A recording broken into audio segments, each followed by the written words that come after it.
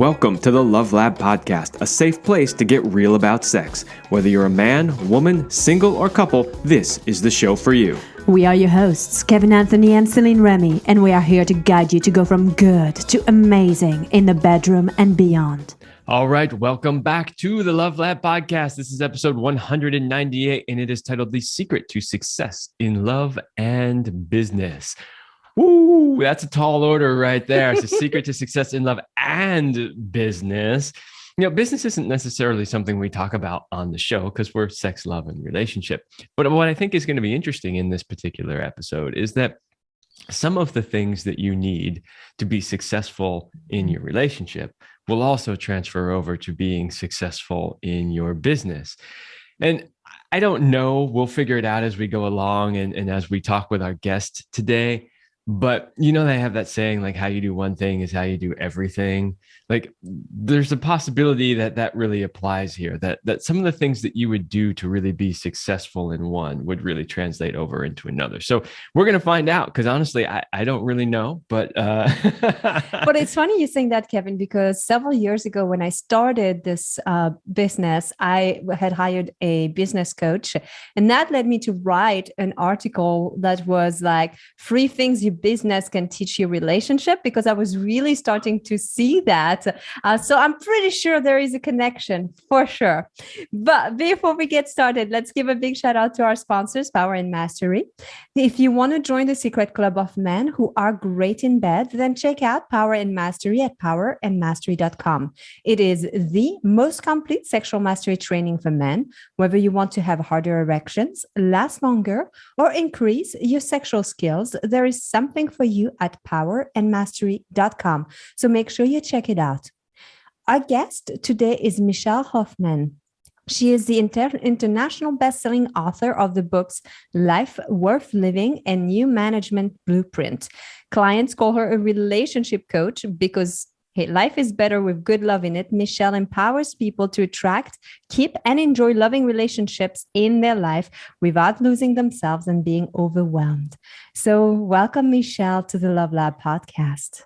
Thank you so much for having me here at the Love Lab podcast. I'm so honored to be here. All right. So we like to just dive right in after our introductions and get right into the nitty gritty. So, you know, if people listening to the podcast haven't figured it out yet, we usually do a little bit of a pre-interview call. Now, we don't discuss a lot of deep details because we want things to be fresh for the show, but there are a few things that we generally learn. So in this case, we learned a little bit about Michelle's past. And so our first question has to do with that, which is, you had the perfect relationship, and then something happened. So, you know, a lot of what you're going to be talking about the secrets to a successful relationship, successful business, and basically just a happy life, you learned from this experience that you had. So I think a good starting point for the audience is to start with, what was that experience and how did it change your life? Thank you. Good setup right there. So I know that, you know, to share my life story and my love story and the, you know, where I'm at in the chapters of each and how they fit together really started when I was a little girl. And every year on my birthday, it was customary in our family to light the candles on your birthday cake. And each year I would close my eyes and blow out the candles and make a wish. And it might be similar in your upbringing. I don't know. And I've asked people, what did you wish for when you were a little kid? You know, and chocolate was a big one, evidently. A pony, a bike, all of these things. Well, since I was a little girl, I always wished to grow up and have the most incredible relationship with a partner. And together we would go through time and adventures and share all of our experiences, the two of us in pillow talk, you know, versus the world, or, you know, challenging and taking on the world. Well, it took me a little longer than I thought. But I had a very clear vision and very, very clear understanding of my core values. So it was easy and fun to date, but I was really quite serious. When I found my person, I knew he was the one for me. And in fact, he knew it before I did. We met on on a cruise ship. My cousin and I had gone together, and we were seated at the wrong dinner table, at the wrong dinner seating, at the wrong everything. And we were seated with these two guys. And by the end of dinner, my husband knew that I was the one for him. Later that evening, we encountered each other again on the dance floor. And, we had a wonderful time. Late in the evening, he was brave enough to kiss me. And I thought, I did what every man dreams of when he kisses a woman. I laughed. I was like, you swooned, you pulled your leg up, you melted. I'm like, come on. Brushed his genitals, maybe. I don't know. That's what you dream of, Kevin. Well, now we know that he said, she said on what every man dreams of when he kisses a woman. So good, both of you. No, of course, laughing is not what every man dreams of when he kisses a woman. And so he was brazen enough to ask, what's so funny? And I said, my whole world has changed. My life was going down the railroad track this way, and now it's going toward you. And that's what every man dreams of when he kisses a woman, right? Maybe the other things that you were saying. So that was really, the beginning of this incredibly wonderful romance and relationship.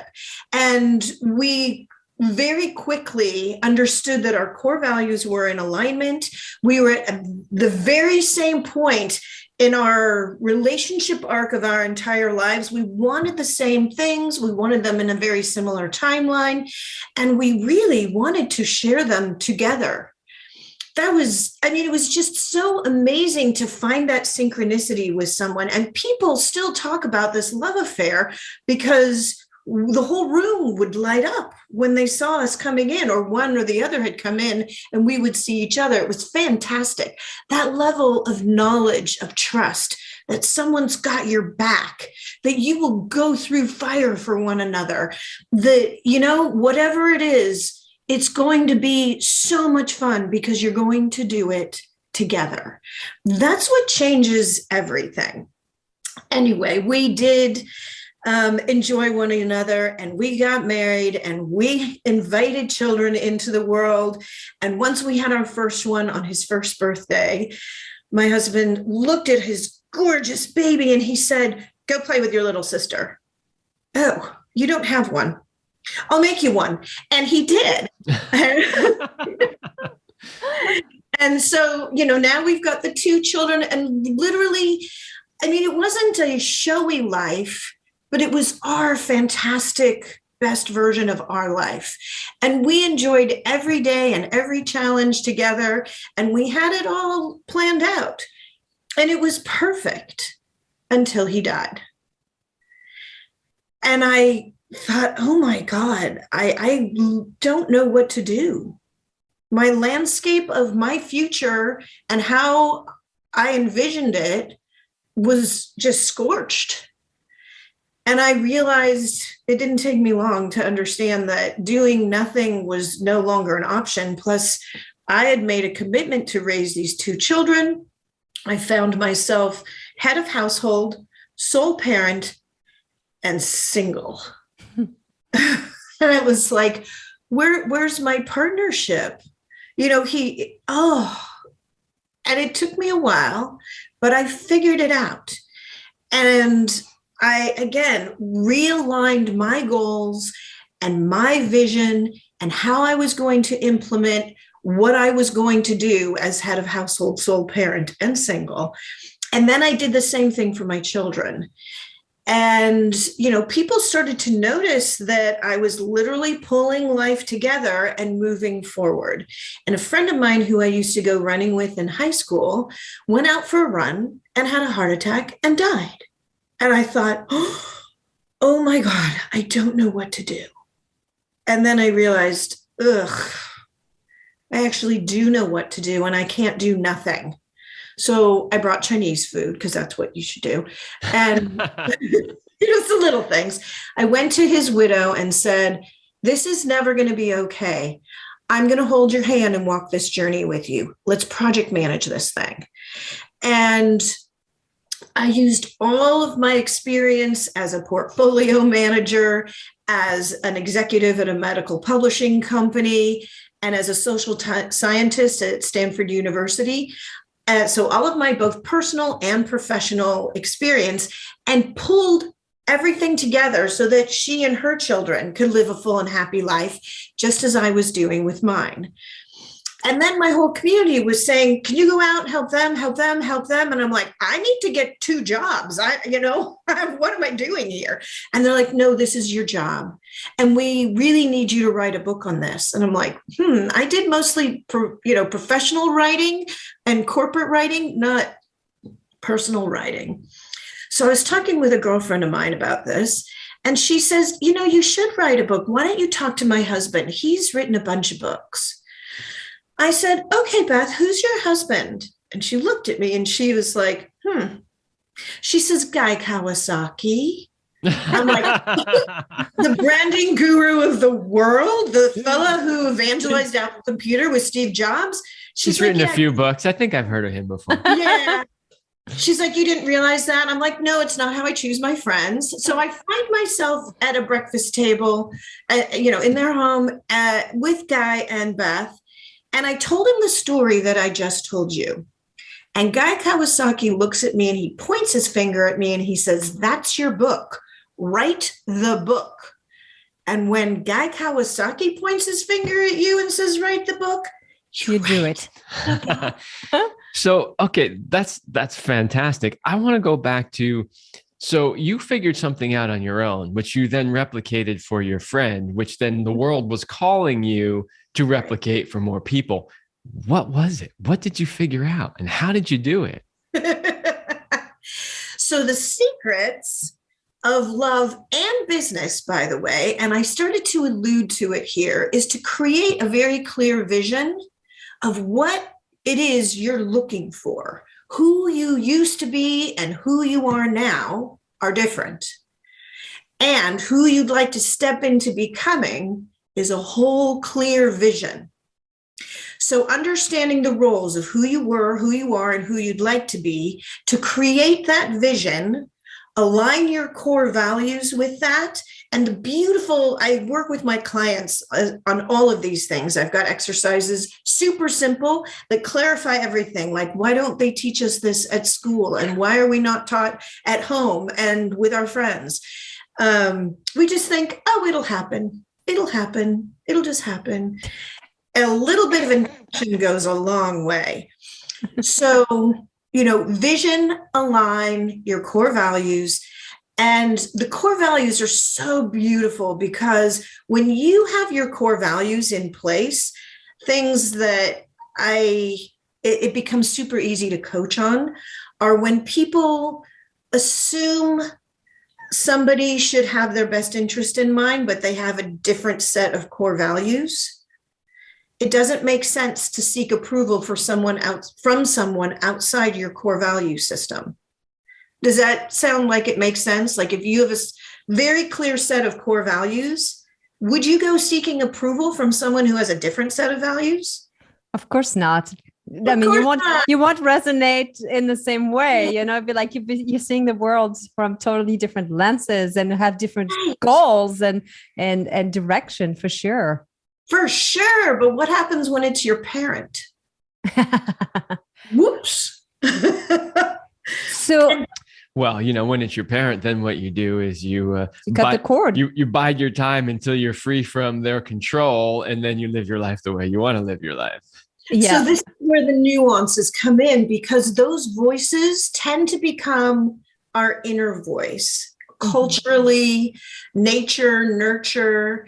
And we grow up with this set of guidelines that are internalized. So when I'm working with people, we work on things like your relationship with your inner voice, your relationship with yourself, your relationship with your family, your relationship with intimate partners or prospects of intimate partners, as well as your relationship with your community. And of course, your career and your workplace. And at work, it's your relationship with your clients, your internal colleagues, that sort of thing. and your relationship with your success in the workplace. So what we're talking about here is the relationship with your inner voice. So that's what you were bringing up, because to understand why we behave a certain way, why we may be running into the same relationship patterns, or we find ourselves attracted to people who are out of sync with us or out of alignment, or many of my clients are like super successful professionally, but when it comes to their love life and intimacy, they don't trust themselves to make good choices. And they don't know how to navigate obstacles or advocate for themselves, because for some reason it all changes at home or out of the workplace. And they suddenly go, I mean, I don't want to say belly up, but it's like they become submissive, even though they're strong and successful in the workplace. So to figure out why is that, more often than not, they are trying to appeal to and please people who are outside of their core values or the systems that were in place. Like, I've got clients whose parents are long gone, but they're still behaving in a way that would be appropriate or how they think they should behave. And when I can help them understand that that's what's happening and ask a couple of simple questions like, now that you're a grown-up, like you had pointed out, and you are independent, what do those people actually want, or what did they want for you? Do they want you to be in healthy, loving relationships? Yes. Do you think that this intimacy is part of that? Yes.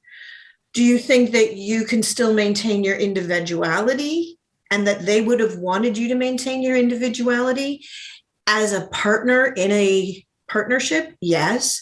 And it sort of just unblocks things. It's like, oh, and awareness becomes so good. I have a quick story for you on that.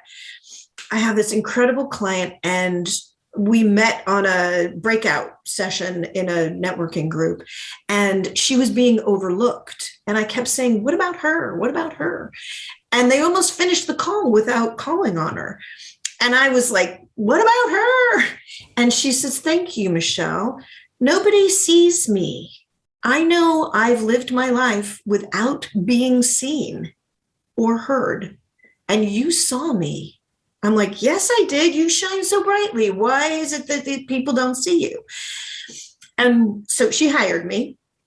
And one of our conversations, I don't say that I cure claustrophobia. I'm not a healthcare provider. But she was telling a story about how her parents, her mother and her stepfather, were having the worst fight ever. And she was scared because her stepfather had assaulted her in many, many ways, in all the ways you can imagine wrong. And her mother threw her in a closet, a dark, cold closet, and locked the door. And if you were thrown into a dark, cold closet when you were scared, would it be totally legitimate that possibly you would be claustrophobic from that point in your life? Yeah. Yeah. Well, here she is, and she's all grown up now. And I said, so you've been married and divorced and you've had children.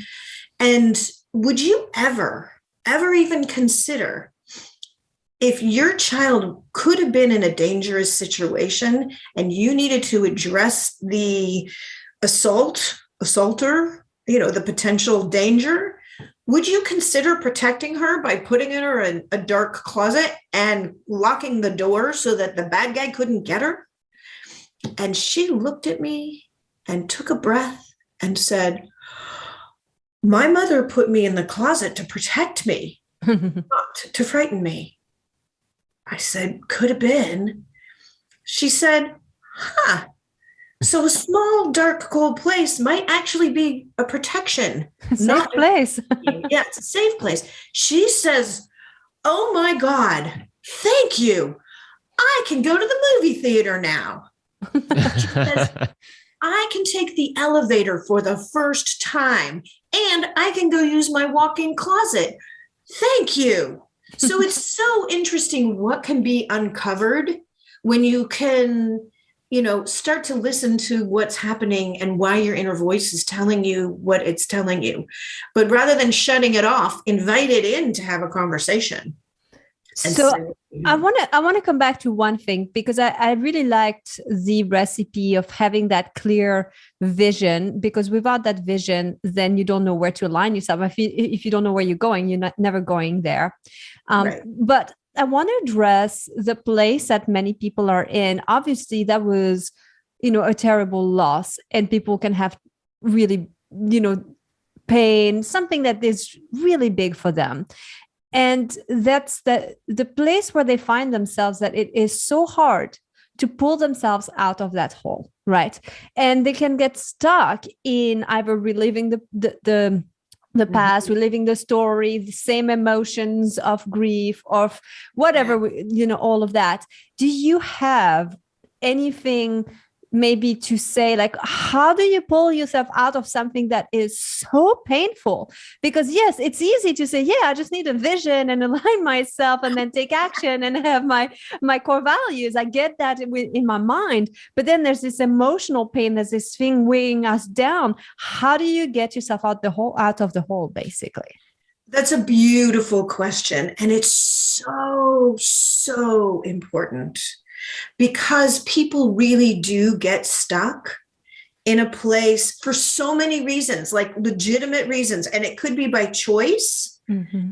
And it could be just by not knowing what to do or how to move through grief and loss, or trauma, like the story I shared with you, or any kind of big developmental life change. So, or even a small one, moving from one location to the next, changing schools, changing whatever the things. So I'm going to share with you exactly how to do that. And anyone who's listening to my voice, please, I'm going to use the word grief. You input the right word for you. So I'm going to use grief. You can use trauma. You can use a specific scenario or a situation. But here's the reality of it. And thank you for highlighting this, because this is really key. Grief is complicated, and grief is ambiguous. And when you're driving somewhere, grief makes your future blurry because your eyes fill with tears. And you could get a trigger because of a favorite song on the radio. And so it's literally stopping you from having a clear view of what should be happening or what could be happening in your life.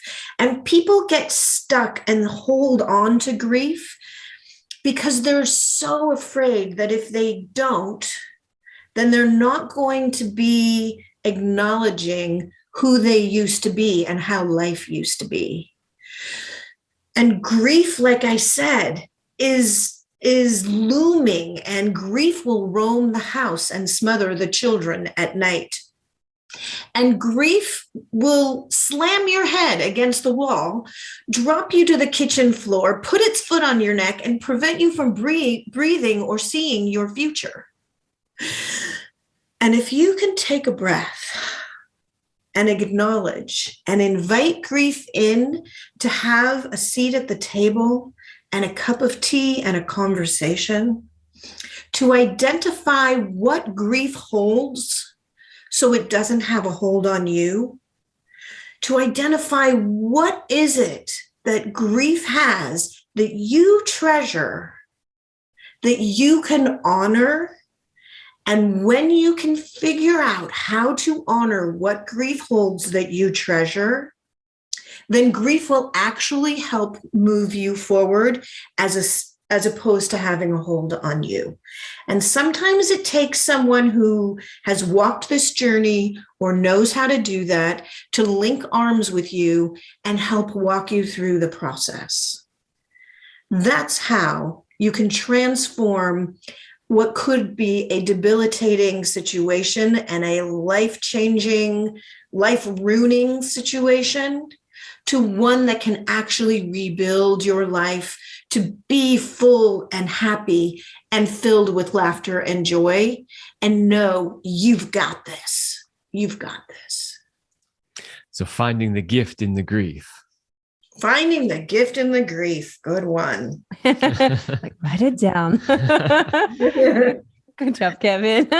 So, there's multiple things that you've shared so far that I find interesting. One point I just wanted to come back to, which goes way back to the beginning, which was that idea that, whether it's your intimate relationship or your relationship with your kids or your relationship with your business partners or your company or whatever it is, they're all relationships. Yes. Right? And so coming back to sort of the title of our show, which is that if you can really learn how to master relationships, probably starting with your relationship with yourself Right, and going from there, but then you're going to see the quality of all those relationships improve. So that was one thing that I wanted to just kind of remind the listeners. The second thing was, and this was the bigger point that you made, which is that how much of how we show up in our relationships is dictated by our past, by whatever traumas we've had, whether they were your mother locking you in a closet, or your parents telling you you're not smart enough, or a teacher telling you you'll never do this anyway, or an too ex-boyfriend. Smart. I've got a client whose mother tells her she's too smart and she'll never find a partner unless she just dumbs herself down. So it can go either way. That's horrible advice. I have been told that was too joyful. For her mom. It worked for her mom, and her mom, I'm all about meet them where they're at. Her mother, the message was intended well and with love. So what I say, I don't know, I use the same hand signals every time. So her mother loves her and wants the best for her. And she's giving the best advice she possibly can, given her life experience. But my client's life experience is different. So to take all of the good qualities and all the love that her mother has to share and to do what's right for her in her one precious life is the right way to do it. And for her to find a partner who appreciates and adores her for her brilliance is going to be such a more enhanced life experience for her. So one of the things is I've given her permission to be brilliant.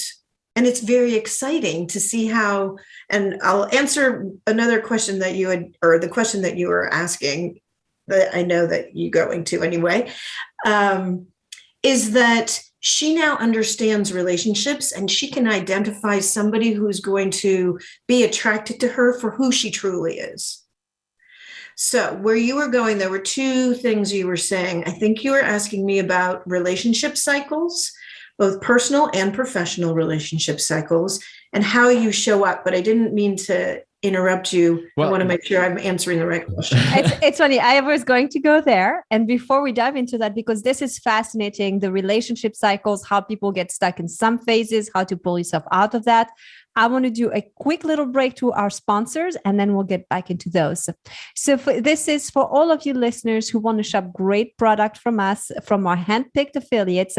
Kevin and I have hand selected some great products to help you support your health, sex life, and relationship. And purchasing any of these products from us and our affiliates helps support the work that we do, and it ensures that we can continue to help as many people and couples as possible. You'll find anything from courses that are helpful, supplements, biohacking tools. I mean, so many things. Sex toys. To upgrade your fun love games life. to play with your significant other. Something to inspire. So make sure you go check this out at CelineRemy.com/products. And we appreciate you for supporting us and the work that we do. All right, Michelle, back to our relationship.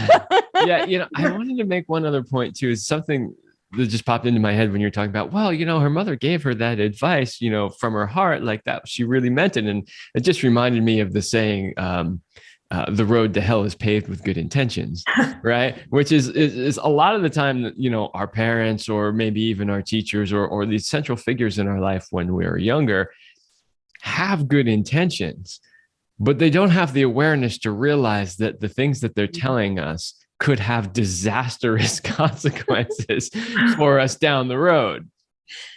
They mean well. They really wouldn't have said it otherwise. They're not like, how do I sabotage this person 20 years from now?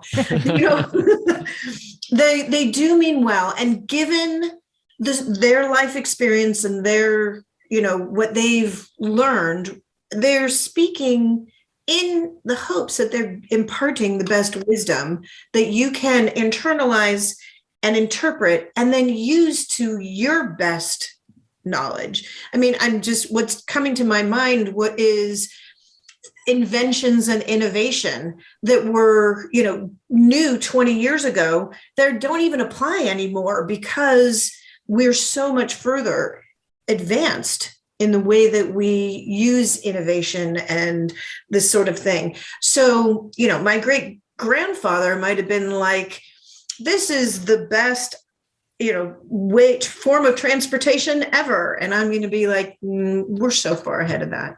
I just wish they could give disclaimers about, hey, this is what worked for me. I don't know if it's going to work for you, but let me impart this to you and you make up your own mind instead of, this is the way you should do it. This is the way that it works. Anyway, that's a whole nother discussion. Would say, here's my mother's advice for that. If you're trying to please everyone, everywhere, it's just impossible. And one day I was trying to, take care of everyone and everything, wondering who was taking care of me. And she looked at me and she said, Michelle, where are your Wonder Woman cuffs and shield? You can't please everyone. Do what's right for you and your family. And so I'm going to accredit her for that one. Then she bought me 2 bracelets and I'm like, ching, ching, I got this. I have to live my life my way that works for us. You literally can't please everybody. You can only do it your way. You know what you need. Absolutely. So let's change gears a little bit and get back to what we started to talk about before our sponsor break, which is the 3 phases that relationships go through. So you have it narrowed down into these 3 phases here. And maybe you could explain to the listeners what those phases are. I would be happy to. All right. So what I'd like for you to do as I'm going through this is choose a relationship that suits you or someone that you would like to be in or that you've been in recently so that you can really apply this to your life. And I'm going to give you a little secret insight into this. Consider something that many people know is developing a resume. And your resume is your personal profile that helps prepare you to understand your skill set and also to support your successful career trajectory. Now, in today's dating world, if you're online dating and or if you're dating organically in the wild, completing a profile, like a personal profile, does something very similar to your resume that's going to help you in your career. Your personal profile is actually going to help give you clarity in who you actually are and the right person you would like to attract to invite into your life. So resume, personal profile. So it's either a career trajectory or, a dating intimate trajectory, but it's also just who you'd like to invite into the Venn diagram of your life, into your inner circle. And I know I mentioned earlier, we have this relationship timeline in our lives and where are you at in that?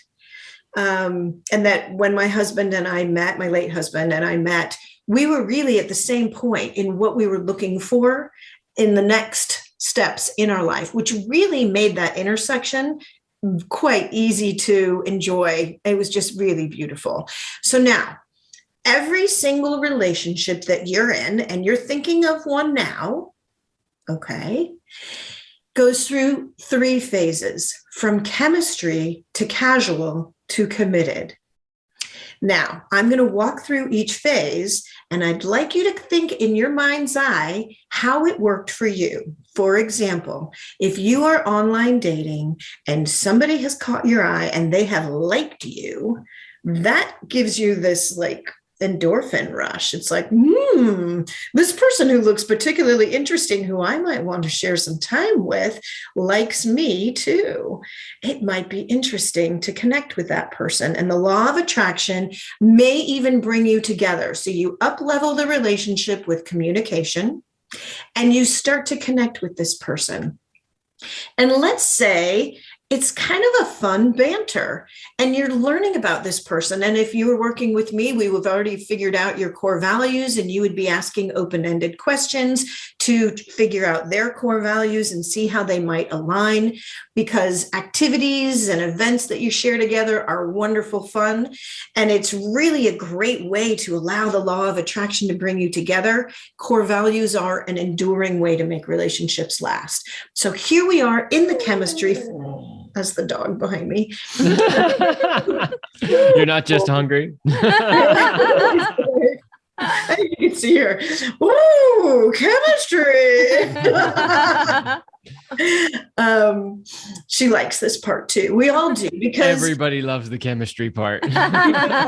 Because you're like, oh my God, this is so exciting. I have a date with this person, and you might like get a new outfit. You're going to organize your day to be excited about seeing this person. I hope you dress appropriately and that you show up on time, ready to see this person for the first time in real life. And that first moment where your eyes meet, it's like, oh, you're both happy to see each other, and you're everything that you've said you are. And literally walking toward one another is exciting. And you get a serotonin rush, an endorphin rush, the oxytocin in your body, the cuddle drugs going crazy.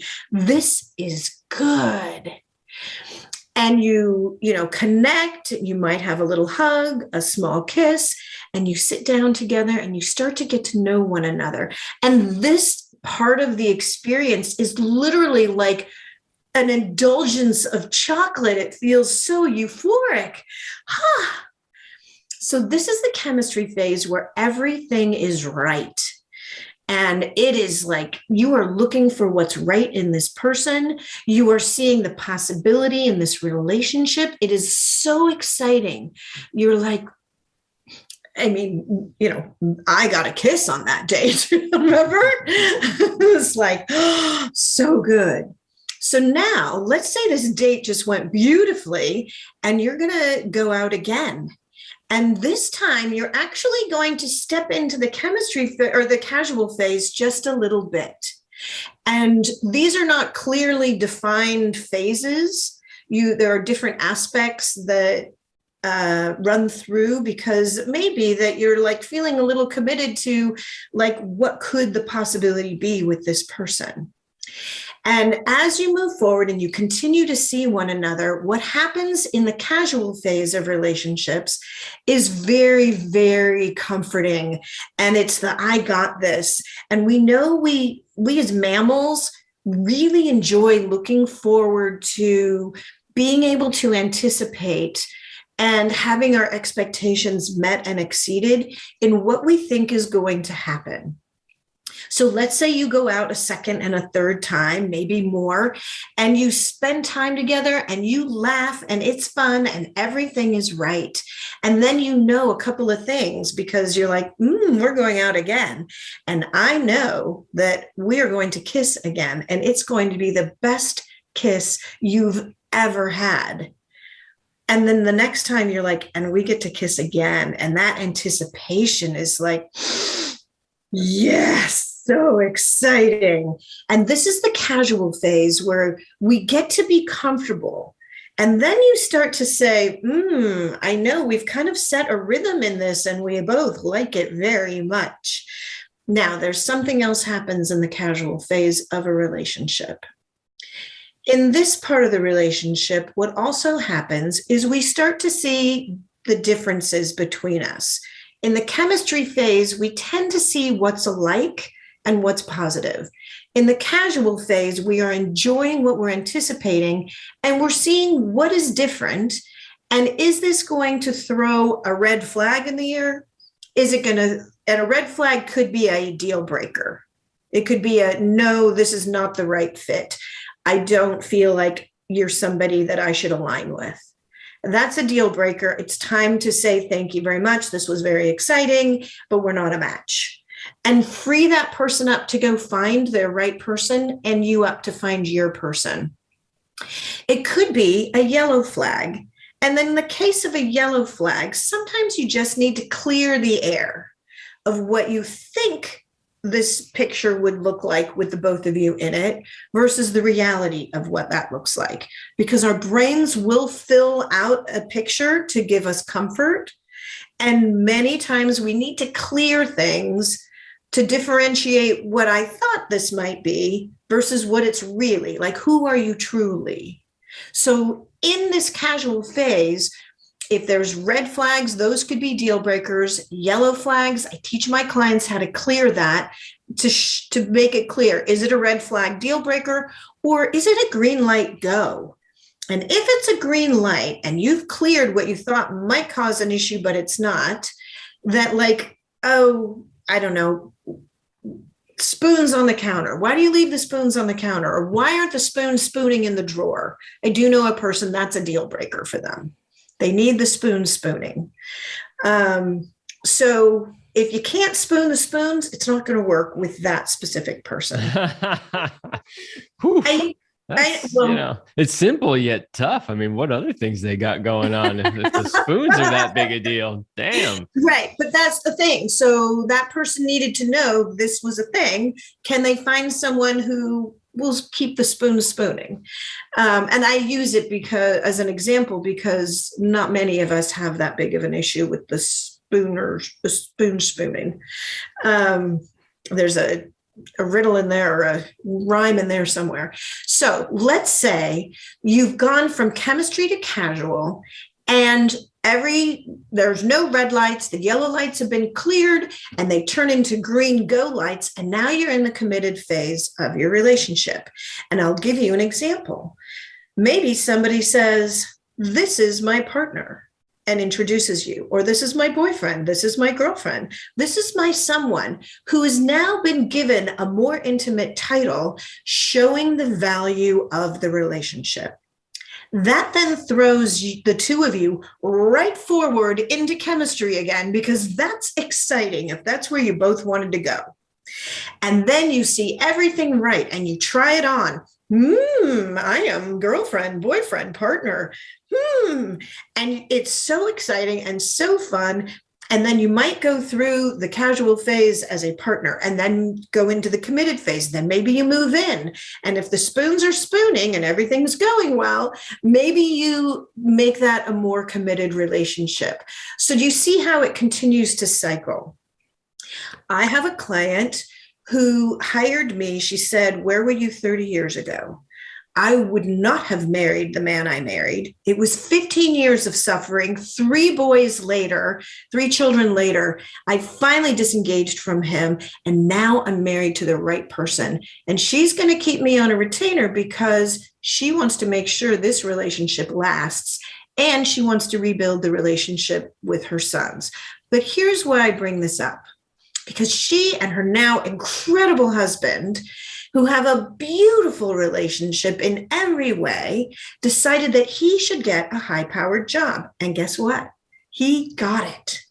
So they're very excited. But she suddenly became a victim or feeling like a victim because he's spending all this time with this other relationship.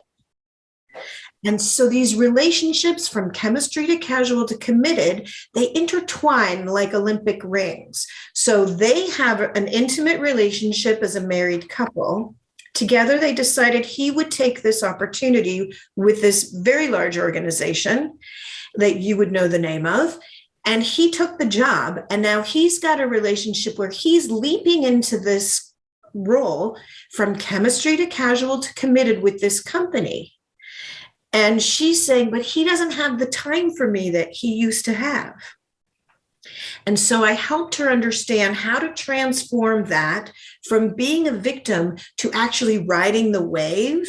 And we talked about different ways, and she's decided to be the reward that he comes home to. Oh, and I know that's nice. They should probably touch base with all of your sponsors, let's just say. Yes, they should. Yes, they should. So what we did was we just adjusted the perception that they had, because they both want him to do well at work. And it's also now freed her up to know that he can go and work. He doesn't have to worry about their relationship.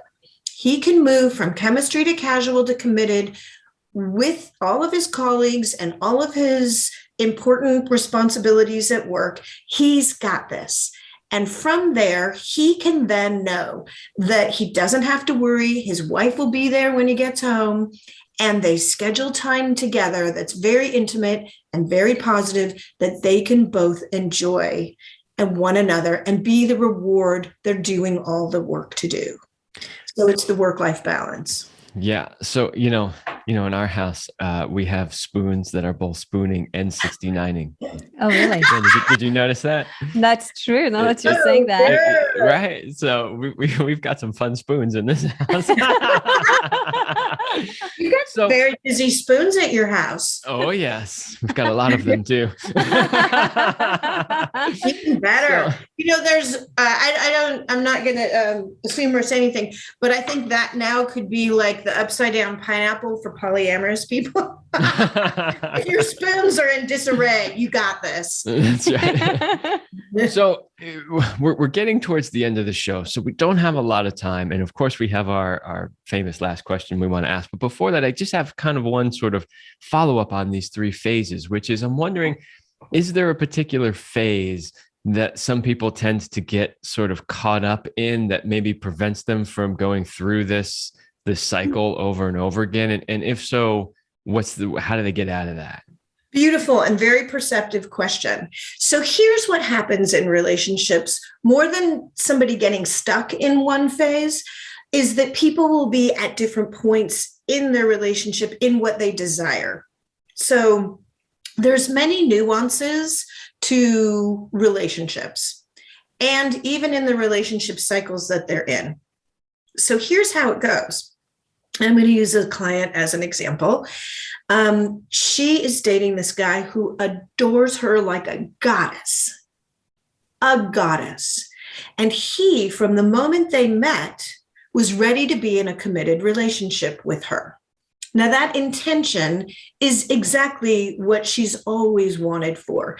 And she's even said to me, you got to be careful what you ask for because you might actually get it. And she's saying, but wait a second, I'm not ready to jump into an arranged marriage with you.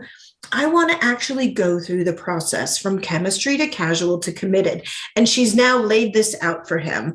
And so he's now become quite acutely aware of where they're at and where he then is maybe pushing her into a committed relationship rather than just enjoying the law of attraction and the time where they get to know one another and see how they flow together and how they agree on things and where do they disagree on things and what do they love sharing time discussing, all of the things. So, how to find the right match for you. And in this situation, she is not aware. I mean, it's interesting because she doesn't feel worthy. There are really two reasons that relationships don't work. Someone feels like they're not worthy or they're not enough, resulting in them not being lovable. So she realized she wasn't feeling valuable enough, that she wasn't feeling like she was contributing enough to the relationship. So she came to me with a very different challenge. And what in our discussion came out is that here's this incredible boyfriend who is probably the right match for her. And he is ready to move in. He's ready to start to move into the committed phase. And she doesn't feel like she's worth it, like she's valuable enough. And she needed me in this case to start to monetize some of the value she adds in the relationship. And I mean, I don't typically do that because it's, there's no value you can place on something as important as a deep, meaningful connection and love. But she needed and meet them where they're at. So she needed to know something. And so we started to quantify, if you had to pay someone to do what you bring to this relationship, how much would that cost? All told, by the end of the conversation, she was valued at over $3 million just this year alone. And she's like, I never saw that coming. Mhm. And it's sort of, I mean, it's an unusual way to perceive things, but she needed it to be quantified. So now that she started to see her own value and we unlocked some other potential for her business is growing. She's bringing in all kinds of revenue. She's getting celebrity recognition in a way that she didn't anticipate.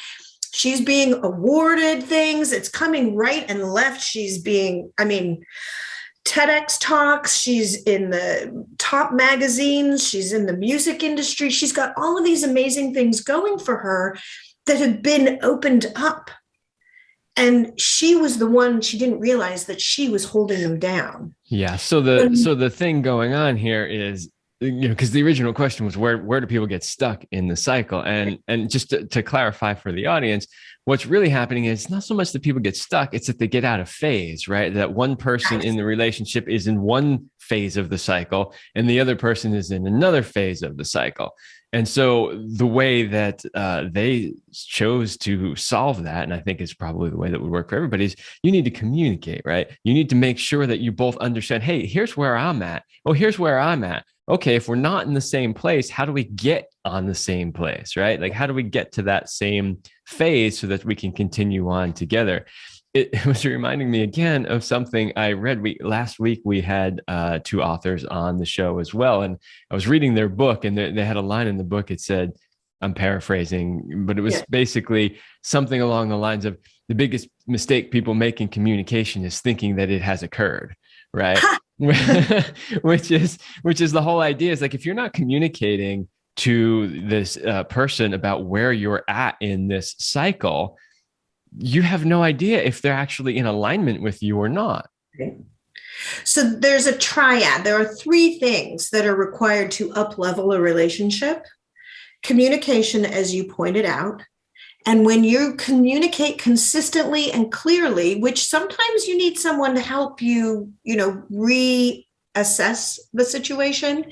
So communication, so that you know, and my clients will call me and say, I need the 3 easy steps to bring up a potentially relationship ending conversation with my partner, and I don't want the partnership to end. What do I do? So I give them the 3 easy steps, and I can tell you about that in a second. But the triad to up-level a relationship is communication, consistent communication that's clear. Your partner's not a mind reader. You really do need to share the information. Trust.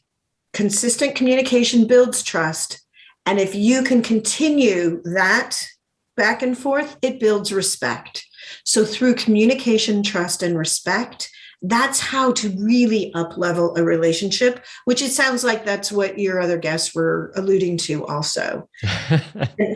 It's just not fair. We're not mind readers. That is very true. Okay, there's so much more that we could go into, but we are definitely running out of time. And let's just have her give the 3 steps. Because she said I could give it to, and I'm thinking about all the listeners that are in this situation. No, they didn't give it to us. I need to get it. When I listen to a show and they don't give me what they said they would, I go like, what? So let's give those 3 steps quickly, and then also tell them where they can find you to get more. I'll tell you what, how about we just go for a cliffhanger? If you need the 3 easy steps to navigate challenges in your relationship, you are welcome to schedule time with me at theartofrelationshipping.com. How about that? There you go. Got both of them. In 1 second. two birds, one stone. Okay. Well, go ahead and ask our last question. Yeah, it's my favorite juicy question, Michelle. We want to know, what is your best sexual talent? Oh, well, my best sexual talent is relationshipping. I understand that the greatest sex of all time happens, and in my interpretation, it's a very high level, intimate communication. And because that can happen, I know that my best sexual positions are all about open communication, trust, and respect. And that's the connection that I wish everyone to have have the best orgasms ever. All right, Michelle. Thank you so much for being here on the show. Best way to connect with you is through your website. And then your books can be found on, I'm imagining, any places that sell books, or do you have a favorite place for them to get them? So you can access them at theartofrelationshipping.com. I was picked up by a publisher. There's electronic, print copy, and audibles on my books.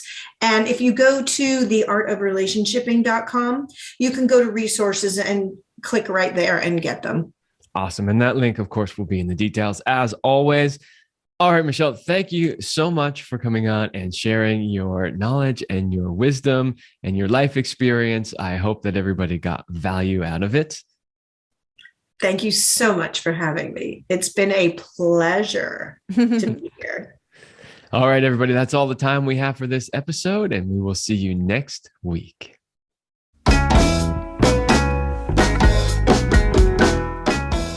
We hope you liked this episode of the Love Lab podcast. If you enjoy this show, subscribe, leave us a review, and share it with your friends. And for more free, exclusive content, join us in the Passion Vault at CelineRemy.com/vault.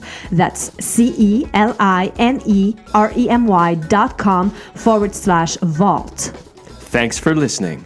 And remember, you're amazing.